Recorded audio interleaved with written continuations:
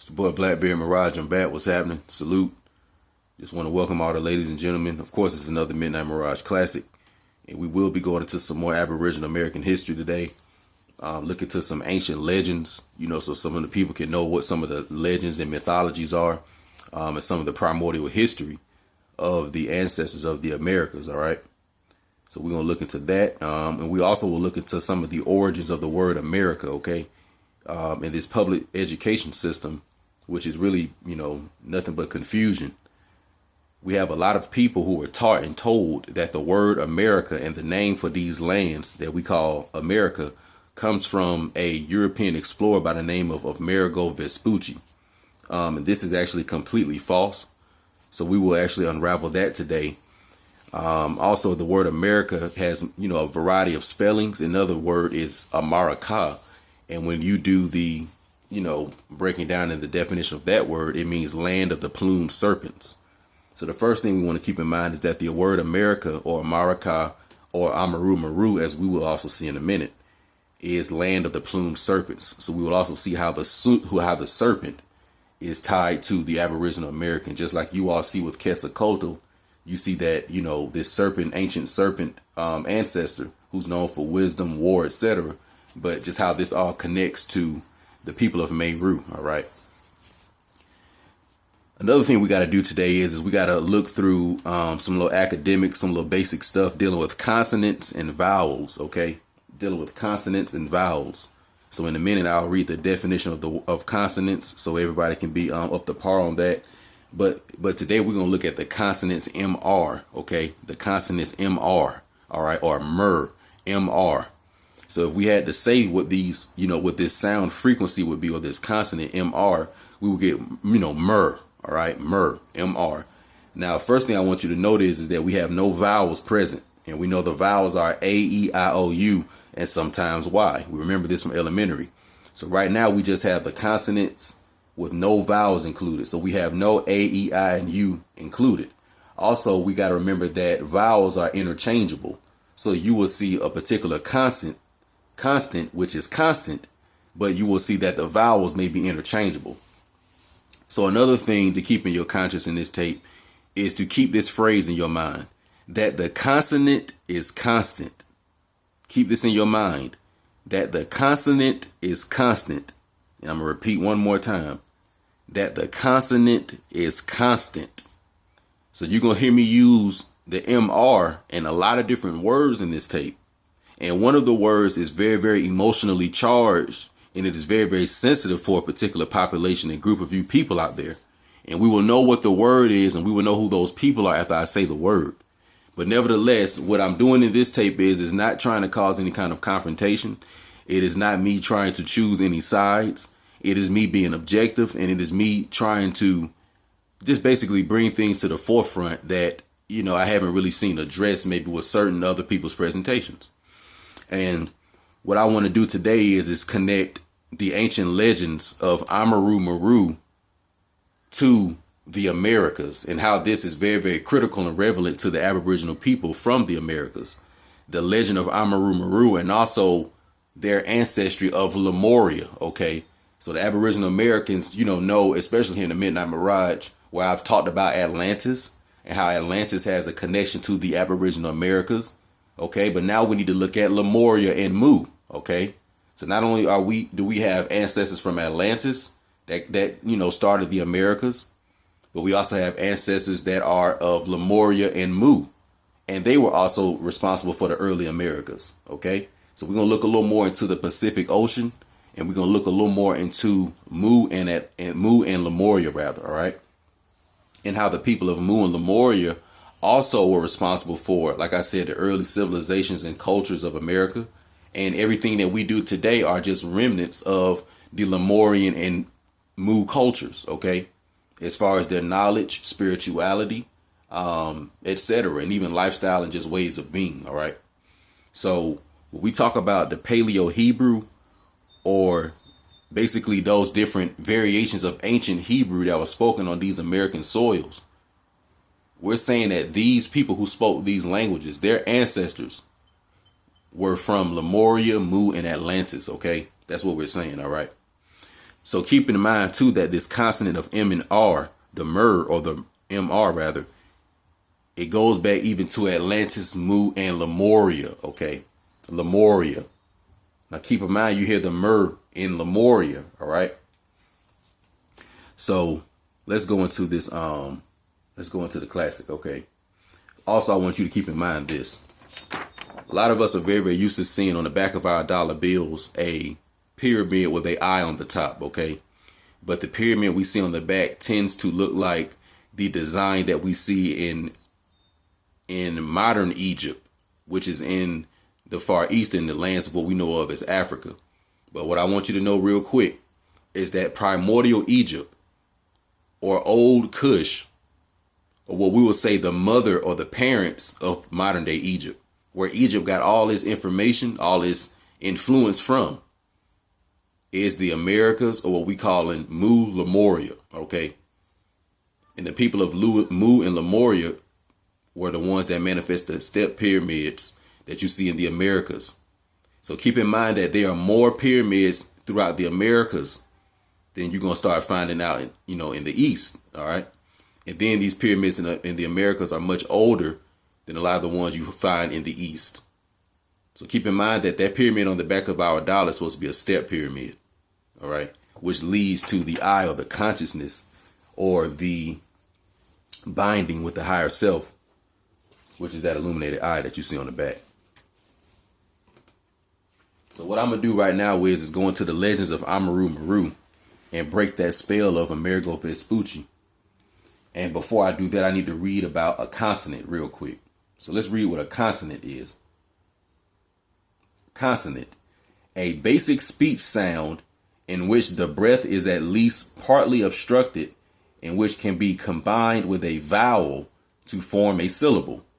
So think a basic speech sound in which the breath is at least partly obstructed, in which can be combined with a vowel to form a syllable. So keep in mind, like I said, we dealing with the Mer, the M and the R. All right. So that's the consonant we dealing with, the M and the R. And the vowels are A, E, I, O, and sometimes U, right? Or Y rather, excuse me. A, E, I, O, U, and sometimes Y. So what we have right now in front of us is at the top you see Lemuria. Okay, we have our M and R, our consonant. And of course you see the vowels that, are placed in this word, the E, the A, and the U. And we have in Meru, in our word Amaru Muru, which is the primordial origin of the modern word America. And we have our M and R, of course, our consonant. And we have our vowels, the E and the U. And also an emotionally charged word for certain people out there is this word more, which of course still has the same M and R consonants, but it has two O's instead for the vowels. So as we know now, A, E, I, O, and U are all vowels. So just like you have in Meru and you have more, you see that the M and the R is constant. So as I said, the consonants are constant, but we do have a changing of the vowel. Okay. Now the people of Meru are the Aboriginal Americans of, well, I just said it, they are the Aboriginal Americans. But sometimes, now I'm not saying this is all the time, and I'm not saying that this is a, just I guess a commonly even accepted title. But sometimes you will also see not only Meru, but in modern words, some people may interchange the vowel and they may say more, and they may have M-O-O-R. Okay. So somewhere along the line, there was a confusion between the Aboriginal Amaru Muru and the usage of the word and these people across the Atlantic. But anyway, what I'm going to do now is just go more into the Aboriginal relationship with Amaru Muru, or the people of Meru. All right. So first, I need to go into the legend. The native Indians of the region had a legend that spoke of a gateway to the lands of the gods. And in that legend, it was said that in many times, or in long times past, great heroes had gone to join their gods and passed through the gate for a glorious new life of immortality. And on rare occasions, those men returned for a short time with their gods to inspect all the lands in and through the gate. Lands in the kingdom, through the gate. Now, what I'm talking about is the legends of Amaru Muru, which are carved on a huge, mysterious door-like structure in the Amaraka mountain region of South Peru near Lake Titicaca, which lies 35 kilometers from the city of Puno and is found in an area which has long been revered by local Indians as the city of the gods. So what we have is in the regions of southern Peru near Lake Titicaca, there is a mysterious, huge door-like structure in the mountain regions of South Peru, and the locals know this place to be the city of the gods. Then it goes on to say, although no actual city has ever been discovered, the area is known as the Spirit Forest or Stone Forest, made of strange rock formations that resemble buildings, people, and other artificial structures. The door, or the Porta de Amaraka, or Gate of the Gods, has been at some time in the distant past carved out of a natural rock face, and in all measures exactly 23 inches in height and width, and with a small alcove in the center at the base, which measures in at just 6 inches in height. So real quick, we're going to pause it and I'm going to show you a picture of it. So this is the doorway or the gateway of the gods, Porta de Amaraka, in southern Peru. Okay, this is it. So when I go into the legend of Amaru Muru, this is where they found all this stuff. Once again, now southern Peru, this is the Americas now. This is the Americas. So continuing on. Another legend tells of the time when the Spanish conquistadors arrived in Peru and looted gold and precious stones from the Inca tribes. According to one legend, an Incan priest of the Temple of the Seven Rays named Amaru Muru fled from his temple with a sacred golden disc known as the Key of the Gods of the Seven Rays and hid in the mountains of Amaraka. He eventually came upon the doorway, which was being watched by a shaman priest. He showed them the keys of the gods, and a ritual was performed with the conclusion of a magical occurrence initiated by the golden disc, which opened the portal, and according to the legend, blue light did emanate from a tunnel inside. The priest Amaru Muru handed the golden disc to the shaman and then passed through the portals, quote, never to be seen again.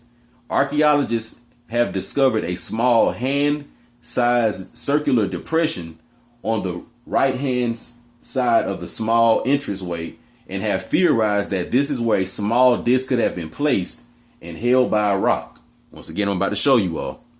So this is the other stone structure that they say during the times of the Spanish invasions, that one of those temples at that time, who was an Incan priest, or excuse me, one of those priests at this time, who was an Incan priest by the name of Amaru Muru, who was the modern Amaru Muru, because this Amaru Muru is actually a Christ energy, which is ancient.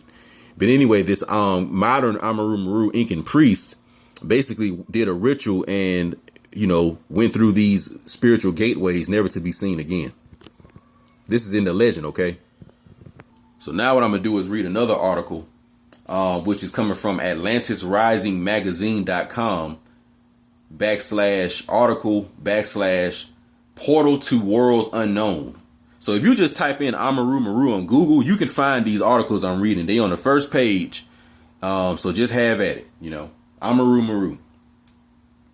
It has been claimed that this is a genuine Stargate, an interdimensional portal that can transform and transport the subtly prepared and experienced adept, inducing both out-of-body experiences and true physical displacement.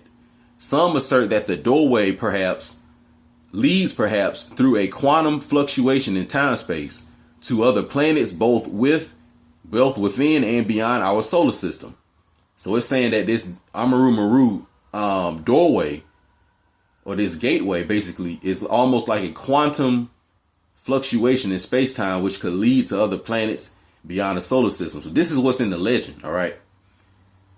It says, with this in mind, possibly this is why various traditional indigenous names for the region where the doorway of Amaru Muru is located are translated as City of the Gods or Valley of the Spirits.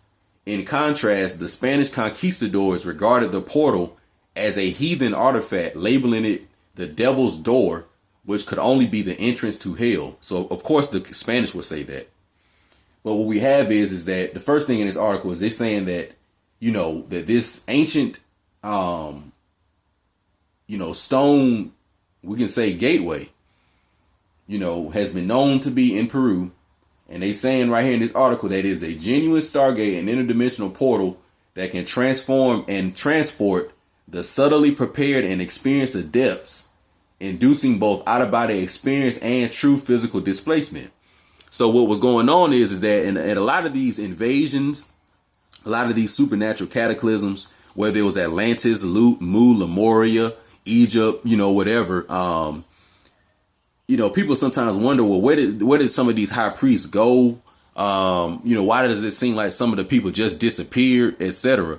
Because the modern narratives are that, a lot of the Native Americans were killed and wiped out, the Maya, the Incan, and all these people. But you still have legends that were left behind that were tied to the soil that said otherwise. So it's also legends that say that when some of these, Spanish invaders came in, that a lot of these high priests were using certain ritual, spiritual magic that they had. Okay. And some of them may have even went through interdimensional portals. And they saying that this city of the gods, or this doorway of Amaru Muru, essentially is that this is what it is. It says that, it says, some assert that the tunnel from Amaru Muru leads to both the ancient city of Tiwakanu and the island of the sun in Lake Titicaca. Certain occultists believe that there still exists below this region a subterranean world, possibly etheric in nature, therefore outside of our limited concept of time and our three common in our three common dimensions of space, and hence outside the normal sense perceptions, inhabited by profoundly spiritual beings and denizens of a parallel universe that connects to ours through the doorway. So ultimately what I'm getting at in this is that the same temples that I just showed you all, these, gateways in Peru, they saying that, this stuff is, what these high priests and high priestesses were using to travel through interdimensional quantum worlds. So all these temples, these pyramids, etc., this is what a lot of these high priests were doing. All right. This is what they were doing. So the name of America is coming from an ancient Christ spirit named Amaru Muru, as we'll see more in a minute. The outline of the Amaru Muru doorway is about 24 feet tall by 24 feet wide. Then it goes on to say, I don't want to read that part. Okay, I don't want to read that. Here we go right here. My bad, y'all. Sorry about that. Who or what does the name Amaru Muru or Amaru Muru refer to? Details of accounts and explanations vary, but there is general agreement the name refers to a noble personage, typically described as a sage or a priest. Now, I want you to keep in mind that they saying that the name Amaru Muru or Meru refers to a sage or a priest. Keep in mind that the word America is land of the Plumed Serpents. Also keep in mind this. There is a so-called Egyptologist by the name of E.A. Wallace Budge. And long story short, he takes a lot of the Egyptian hieroglyphic and, for lack of a better word, try to so-called decode it. But anyway, they have a word that's very, very similar to Moor, but it's like Mari. And when you decode the word, it means a high priest of Anu.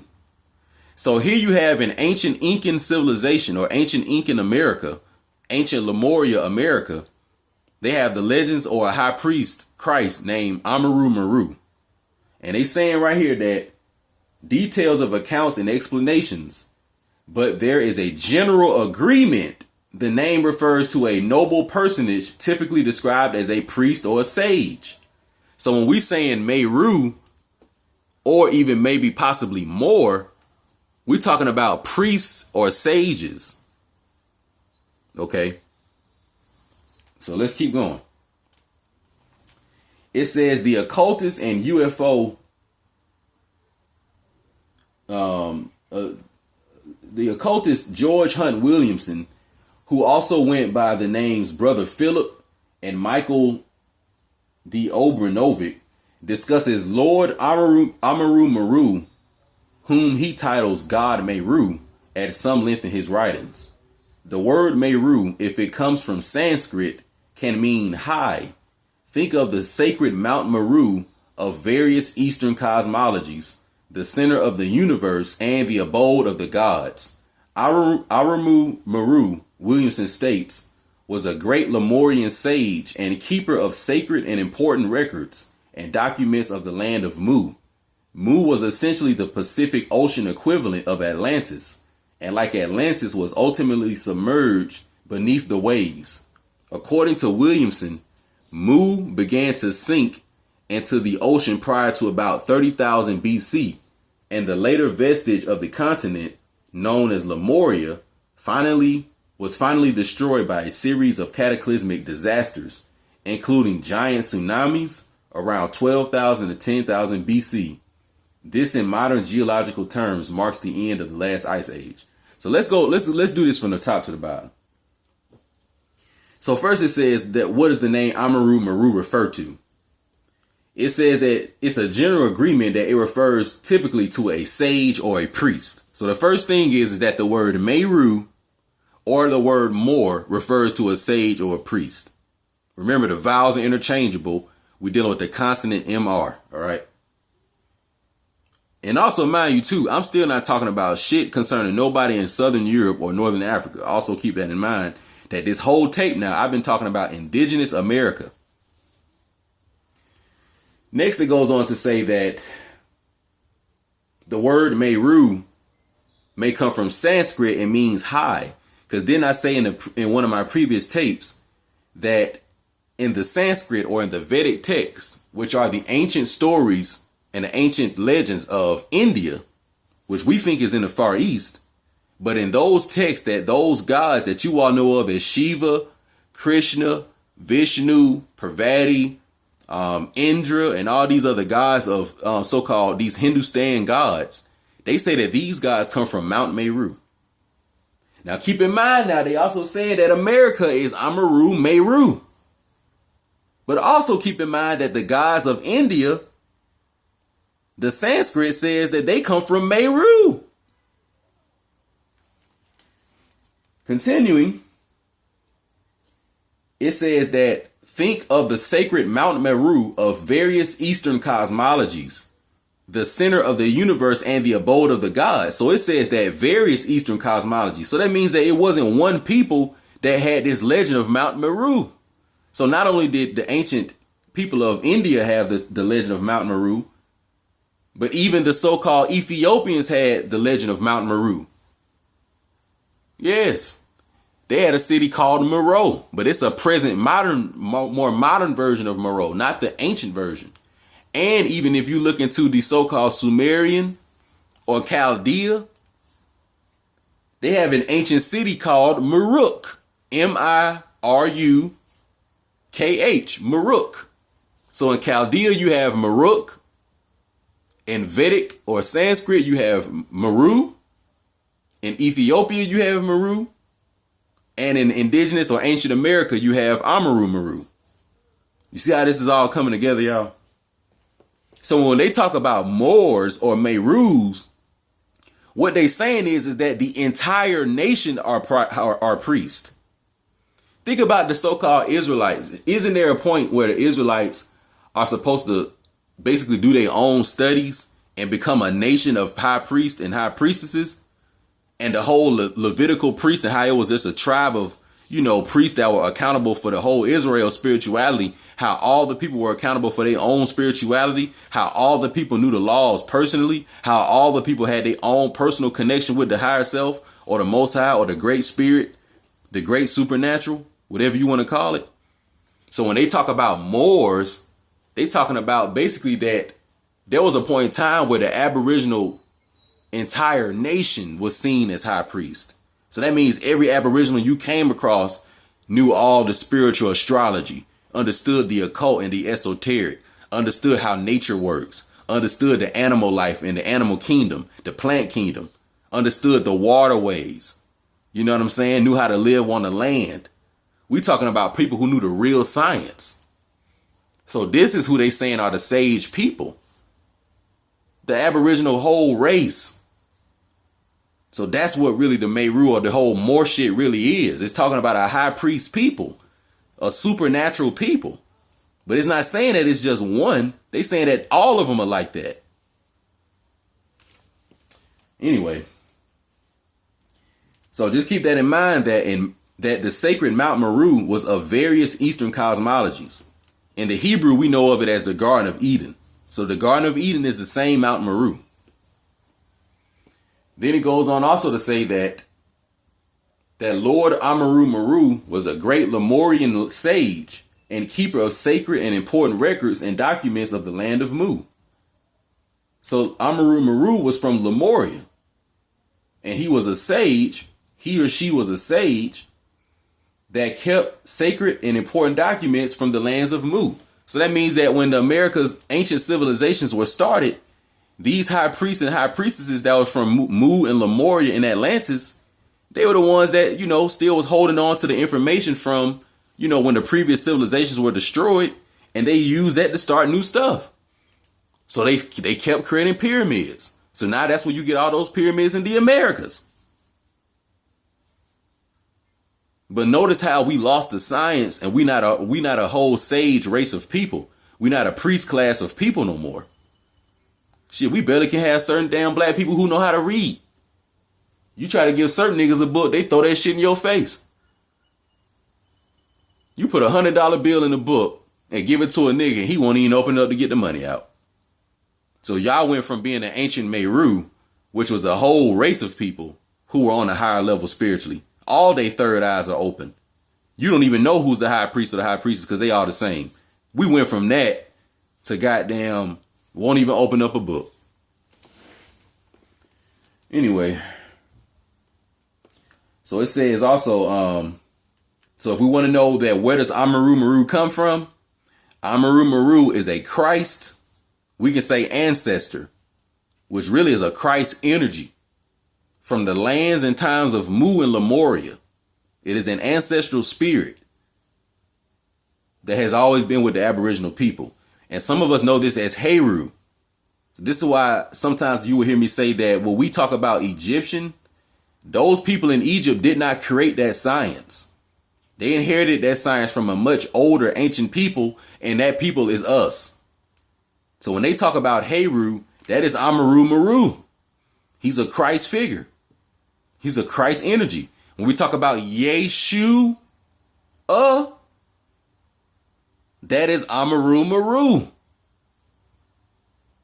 Because the ancient so-called Hebrews, or the children of Israel, are the sons and daughters of the ancient people of Mu Lemuria. So this is why you will see sometimes the Hebrew and the Egyptian side by side, and how they really are brothers and sisters. I know the whole thing about Canaan and Ham and Shem and all that, but y'all got to get out of a lot of that, man. At the end of the day, these are all Aboriginal people who had their own cultures, but they all come from primordial cultures, or basically they all share some of the same ancestors. All right. So when Lemuria fell and Mu, some of the people came to the Americas. Some of the people went to India and what we call Asia. When Atlantis fell, some of the people went to what we call Europe, what we call Africa, and some of them came to America. And that's what happened. That's how it happened, y'all. It's not that complicated. That's how it happened. So then it goes also to say that Mu was essentially the Pacific Ocean equivalent of Atlantis, and like Atlantis was ultimately submerged beneath the waves. So right now, Mu is somewhere up under the ocean. And it also goes on to say that Mu began to sink into the ocean prior to about 30,000 BC. Okay. And that the last vestige of the continent, which was known as Lemuria, was finally destroyed by the series of cataclysmic disasters, which included gigantic tsunamis around 12,000 to 10,000 BC. So if we want to know how Mu and Lemuria fell in Atlantis, once again, it was natural events, and it may have even been some other humanly events that we did that caused the land to mess up and rebel against us. Because the land ultimately doesn't fall. It just goes beneath the ocean. Because they probably don't want to fuck with the humans no more for a little bit. But it says that Lemuria was basically a continent of Mu. So that means that Mu was something super big. Mu wasn't even a continent. It wasn't even a supercontinent. If it's saying that Lemuria was just a continent of Mu, then what the hell was Mu? So once again, so we talk about Amaru Muru, the Meru, or the American, the Aboriginal American. Man, your origins are so old, it's ridiculous.